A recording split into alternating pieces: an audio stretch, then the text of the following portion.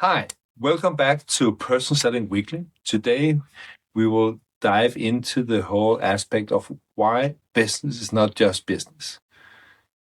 When the way we think about it in the Acuity World is that business is always personal.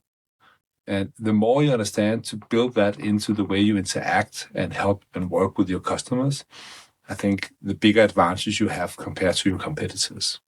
So understanding that the people you speak to are not just making business. They are also doing something which will be good for them as an individual. And the better you understand how you can work to that, I think the faster customers can buy from you.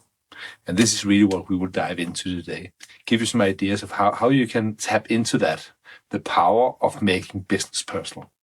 So again, you could ask, so Henrik, what do you mean by this personal contract? So why is business personal?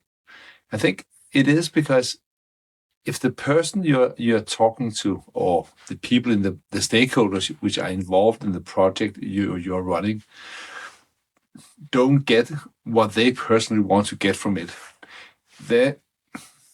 maybe they will do it, maybe not. And you could say, so what is it that they want to get personally out of buying a sales training program or buying a computer or buying a new IT system? Again, if the project runs really well, their personal brand will be affected, as the main stakeholder for that project. So again, it will help them in their career if they make good decisions about what to buy for the organization. And knowing this and understanding how you can actually make sure that it's not only a good business case for the company, but it's also a good personal case for the individual, the more you will align the buying center to really move with you. And this is why we have decided to dive into this topic for this week. So you could say, are the buyer's personal outcome more or less important than the outcome they want to achieve for the organization? I don't know if there's one answer to that question. I think really it differs from project to project. Also, again, what the person is considering buying, is it something they know how to buy and something they have bought for years and years and years, where there's a low perceived risk? Or this is more a more intangible solution or product they're buying, where there's a big investment upfront before the company actually sees some return on investment. I see it often when Acuity World is running our project sales, because when we sell training and personal development for individuals in organizations, they have to pay before they actually see the results in real world. And it's in a way they need to have this leap of faith that allow them to decide to actually invest a significant amount of money in something before they actually see the results. So knowing that person who is buying from you is also in a way risking their neck and making sure that they will end up as the hero of the project.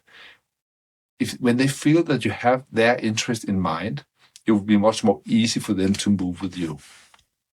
So next step, it would be reasonable to ask, but how do you connect the personal drivers to the business drivers? And actually, it's not that difficult. Sometimes you can simply ask and say, wow, let's say that this project turned out to be a great success. What would you personally get from it? Or what is it that you would like to see the organizations are getting from doing this? So make your question not only about the business outcomes, but also about what they stand to get as an individual. And sometimes it could be, the big promotion. Sometimes it could be something much less, or not less important, but less obvious. It could be that they just want to do the right thing. Or it could be that they have a personal interest in what they're buying, and they, from a nerdy perspective, see it as an outlet to really being able to do something that they think is right. So depending on the value system of the person, it can be very different things that drive them to do what they want to do for them and the company. When you start to ask yourself, but how do I get to these deeper motivations, the personal element for people when they're buying, even in business to business? I think it's a question why can be really, really powerful, because when a person say, wow, we really would like to have this new CRM system so that we will be able to run a more effective pipeline, enabling us to forecast our business, because that would make it much more easy for us to update the production manager on what they need to have ready for us. So it will really align the whole chain in our organization to support our customers. Wow. I think all of that is, of course, interesting. And then again, you could follow up with the question, and why do you want it? What would you get from this? And sometimes you say, wow, I will get an easier life. Because today we are running all of this in spreadsheets, and it takes a lot of energy to just make sure that all the spreadsheets are updated. But if you could have a CRM system where everything is automatically updated, I could actually spend my time on projects I think is much more interesting for me. So it's not that they're actually gaining something monetary for themselves. Maybe they just get a better life. And you get this by asking the question, why do you want it? What would you get from this? But of course, bear in mind that you need a certain level of rapport with the person to get the permission of asking these questions. You cannot just do it as the first thing as you walk in the door. Over my career, I have had the experience more than once that people have actually gotten not just a business outcome, but also something for themselves. More than 20 years ago, we started working with one of the big banks in the Nordics. And we started out working with one single department of 12 people and a manager.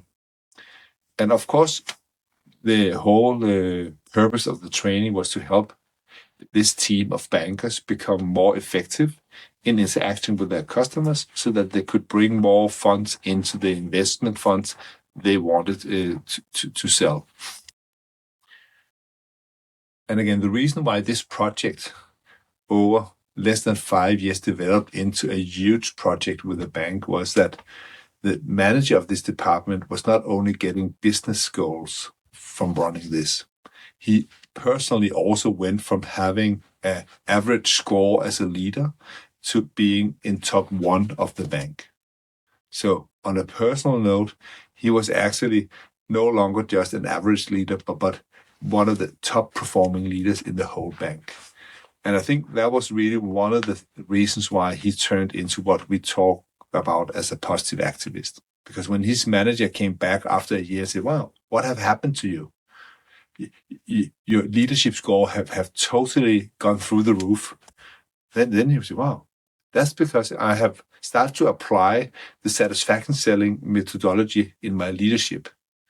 And I think that's really the main reason why I think my employees like working with me so much more now than 1 year ago.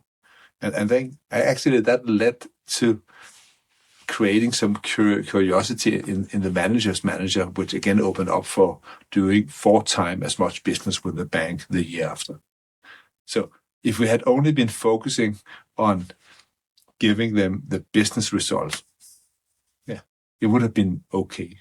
But understanding that I also wanted to make the manager of the team we were training a success really was what transformed our business with that bank on a bigger scheme. So if you want to really become more personal when you do business, I think the best place to start is to actually pay attention to the person in front of you.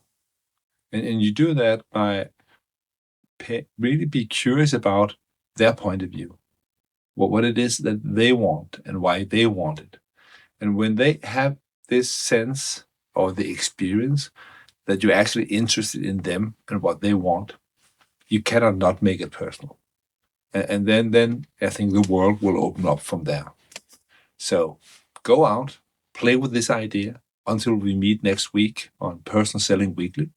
And again here, go and subscribe if you haven't already done it. It will really help our channel to get out to much more people.